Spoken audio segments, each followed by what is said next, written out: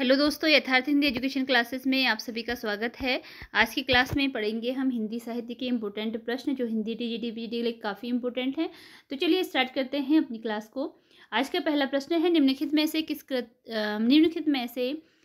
कृति कालक्रम की दृष्टि से कौन सा सही है। अर्थात कि जो रचनाएं हैं इनका जो कालक्रम है, इनके प्रकाशन वर्ष का, रचना काल का जो वर्ष है उसके आधार पर कौन सा सही है वह आपको राइट आंसर बताना है। और राइट आंसर है इसके लिए ऑप्शन सी, गीतिका, कुकुरमुत्ता, बेला और अर्चना। ये इसका सही क्रम है। रचनाओं का जो रचना काल का है वो सही क्रम है। अगला है, रामकथा पर आधारित काव्य कौन सा है। इनमें से रामकथा पर आधारित काव्य बताना है। इसके लिए राइट आंसर ऑप्शन सी है, भूमिजा। रामकथा पर आधारित काव्य है भूमिजा। अगला प्रश्न है, निम्नलिखित काव्य ग्रंथों को उनके कवियों के साथ सुमेलित कीजिए। ये काव्य ग्रंथ उनके कवियों के साथ सुमेलित करने हैं और इसके लिए राइट आंसर ऑप्शन सी है। ऑप्शन सी राइट आंसर है। ए का दूसरा है, आत्मजयी कुंवर नारायण की रचना है। धरती त्रिलोचन की रचना है। आंगन के पार द्वार अज्ञेय की रचना है। और धूप के धान यह है गिरिजा कुमार माथुर की रचना। अगला प्रश्न है, निम्नलिखित काव्य पंक्तियों को उनके रचनाकारों के साथ सुमेलित कीजिए। काव्य पंक्तियां उनके रचनाकारों के साथ सुमेलित करनी है। तो पहला है, इसके लिए राइट आंसर देख लेते हैं। राइट आंसर इसका ऑप्शन बी है। पहले का ए है, ये उपमान मैले हो गए हैं, यह गे की पंक्ति है। हम राज्य लिए मरते हैं, यह पंक्ति है मैथिली शरण गुप्त की। बतरस लालच लाल की, यह पंक्ति है बिहारी की। और भक्तिन ज्ञान ही नहीं कछु भेदा, यह पंक्ति है तुलसीदास की। तो यह आपका सही क्रम है। अगला प्रश्न है, निम्नलिखित ग्रंथों को उनके काव्य रूपों के साथ सुमेलित कीजिए। ये ग्रंथ हैं, इनके काव्य रूप के साथ सुमेलित करना है। तो इसके लिए राइट आंसर है ऑप्शन सी। ऑप्शन सी इसके लिए राइट आंसर है। पहले का तीसरा है, ए का तीसरा है और बी का पहला है। ठीक है, ए का तीसरा है खंड काव्य है और बी का पहला है प्रिय प्रवास महाकाव्य है। अगला है, इसमें सी का दूसरा और डी का चौथा है। सी का दूसरा एक कंठ विस्पाई काव्य नाटक है और डी का चौथा है। और डी का देखते हैं कौन सा था, डी का चौथा है। ठीक है, डी का चौथा है शिवा बावनी, जो ये मुक्तक काव्य है। अगला प्रश्न है, निम्नलिखित कविताओं का सही अनुक्रम क्या है। इन कविताओं का सही क्रम बताना है, कौन सा क्रम सही है। राइट आंसर ऑप्शन ए है। मुक्ति प्रसंग संसद से सड़क तक अपनी केवल धार आवाज की भी जगह है। अगला है, निम्नलिखित काव्य पंक्तियों को कवियों से सुमेलित करना है। ये काव्य पंक्तियां किसकी हैं बताना है आपको। इसके लिए राइट आंसर है ऑप्शन डी। ए का तीसरा है, स्नेह निर्झर बह गया।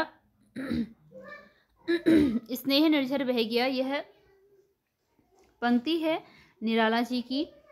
ओ वरुणा की शांत कछार, यह पंक्ति है। इसके लिए राइट आंसर ऑप्शन ए है, प्रसाद की। सखी वे मुझसे कहकर जाते, यह पंक्ति है मैथिली शरण गुप्त की।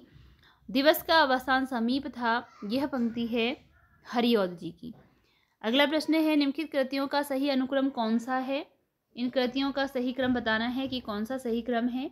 ऑप्शन सी राइट आंसर है। ग्रंथि आंसू नए पत्ते ठंडा लोहा। ग्रंथि आंसू नए पत्ते और ठंडा लोहा। इन काव्य पंक्तियों को उनके कवियों के साथ सुमेलित कीजिए। फिर काव्य पंक्तियां और उनके कवियों के साथ सुमेलित करनी है काव्य पंक्तियां। इसके लिए राइट आंसर ऑप्शन सी है। राइट आंसर ऑप्शन सी है। ए का तीसरा है, पेट पीठ दोनों मिलकर एक हैं एक, निराला की पंक्ति है। साब तुम सभ्य तो हुए नहीं, यह पंक्ति है अज्ञेय जी की। एक आदमी रोटी बेलता है, यह पंक्ति है धूमिल की। स्वानों को मिलता दूध वस्त्र, दूध भात भूखे बालक अकुलाते हैं, यह पंक्ति है रामधारी सिंह दिनकर जी की। अगला प्रश्न है, निम्नलिखित कविताओं को उनके कवियों के साथ सुमेलित कीजिए। यह कविताएं उनके कवियों के साथ सुमेलित करनी है। राइट आंसर इसके लिए ऑप्शन सी है। ए का है दूसरा, परिवर्तन पंत की कविता है। यमुना के प्रति यह रचना निराला की है। पेसोला की प्रतिध्वनि यह रचना प्रसाद की है। सोना मछली यह रचना है अज्ञेय जी की। प्रसाद कृत प्रलय की छाया की विषय वस्तु के केंद्र में है। प्रसाद ने जो रचना लिखी है प्रलय की छाया, इसका विषय वस्तु क्या है? इसके लिए राइट आंसर ऑप्शन डी है, रानी कमलावती का पाश्चाताप। रानी कमलावती का पाश्चाताप इसका केंद्र वस्तु है। निम्नलिखित काव्य पंक्तियों को उनके रचनाकारों के साथ सुमेलित कीजिए। ये काव्य पंक्तियां रचनाकारों के साथ सुमेलित करनी है। राइट आंसर ऑप्शन बी है। ए का चौथा, सजनी मधुर निजत्व दे कैसे मिलूं अभिमानी में, महादेवी वर्मा की पंक्ति है। बी का तीसरा, प्रिय के हाथ लगाए जागी ऐसे में सो गई अभागी, निराला की पंक्तियां हैं। तू अब तक सोई है आली आंखों में भरे विहाग री, जयशंकर प्रसाद की पंक्ति है। कहो तुम रूपसी कौन व्योम से उतर रही चुपचाप, यह पंक्ति है सुमित्रा नंदन पंत की। अगला प्रश्न है, निम्नलिखित पंक्तियों को उनके लेखकों के साथ सुमेलित कीजिए। यह पंक्तियां उनके लेखकों के साथ सुमेलित करनी है। पंक्तियां उनके लेखकों के साथ सुमेलित करनी है। इसके लिए राइट आंसर ऑप्शन सी है। ऑप्शन सी इसका राइट आंसर है। ए का चौथा है, बी का पहला है और सी का दूसरा, डी का तीसरा। अगला प्रश्न है, कालक्रम की दृष्टि से अज्ञेय के निम्नलिखित काव्य संग्रहों का सही अनुक्रम क्या है? कालक्रम की दृष्टि से यह रचनाएं अज्ञेय जी की हैं और कालक्रम की दृष्टि से आपको इन्हें सही तरीके से लगाना है। राइट आंसर ऑप्शन डी है। इसके लिए ऑप्शन डी राइट आंसर है। इत्यलम, हरी घास पर क्षण भर, कितनी नाव में कितनी बार और सागर मुद्रा। निम्नलिखित काव्य ग्रंथों को उनके रचनाकारों के साथ सुमेलित कीजिए। अगला प्रश्न है, इसके लिए राइट आंसर ऑप्शन बी है। ए का तीसरा, सतरंगिनी नागार्जुन की रचना है। सतरंगे पंखों वाली, ए का तीसरा है सतरंगिनी, बच्चन की रचना है। सतरंगे पंखों वाली नागार्जुन की रचना है।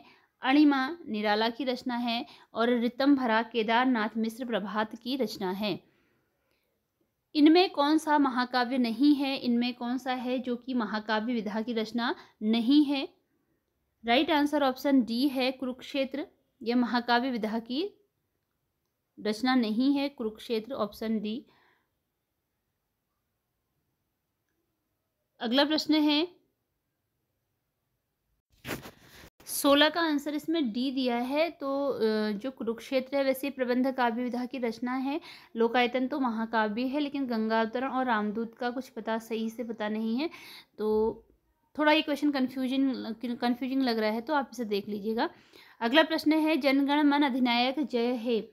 जनगण मन अधिनायक जय हे, प्रजा विचित्र तुम्हारी है, भूख भूख चिल्लाने वाली अशुभ अमंगलकारी है। इन पंक्तियों के लेखक कौन हैं? इन पंक्तियों के लेखक बताने हैं। राइट आंसर ऑप्शन बी है, नागार्जुन इन पंक्तियों के लेखक हैं। अगला क्वेश्चन है कि झांकियाँ निकलती हैं ढोंग अविश्वास की, बदबू आती है मरी हुई बात की, इस हवा में अब नहीं डोलूंगा, नहीं नहीं मैं यह खिड़की नहीं खोलूंगा। तो यह पंक्तियाँ बतानी हैं किसके द्वारा यह पंक्तियाँ लिखी गई हैं। इसके लिए राइट आंसर ऑप्शन डी है, सर्वेश्वर दयाल सक्सेना की यह पंक्तियां हैं। अगला क्वेश्चन है कि निम्नलिखित काव्य संग्रहों का कालक्रमानुसार सही अनुक्रम बताइए। सही अनुक्रम बताना है। ऑप्शन ए राइट आंसर है, भग्नदूत, मंजीर, चाँद का मुंह टेढ़ा है और साखी। निम्नलिखित काव्यांदोलनों का सही अनुक्रम रेखांकित कीजिए। जो काव्यांदोलन शुरू हुए थे तो सही अनुक्रम बताना है कि किस क्रम में सबसे पहले कौन सा स्टार्ट हुआ था और उसके बाद कौन सा। तो इसके लिए राइट आंसर ऑप्शन सी है, सबसे पहले नकीनवाद आया, नई कविता, अकविता और उसके बाद युयुत्सुवाद। तो इसी के साथ आज की यह वीडियो हमारी यहीं पर समाप्त होती है। मिलते हैं अगली वीडियो में कुछ नए प्रश्नों के साथ। धन्यवाद।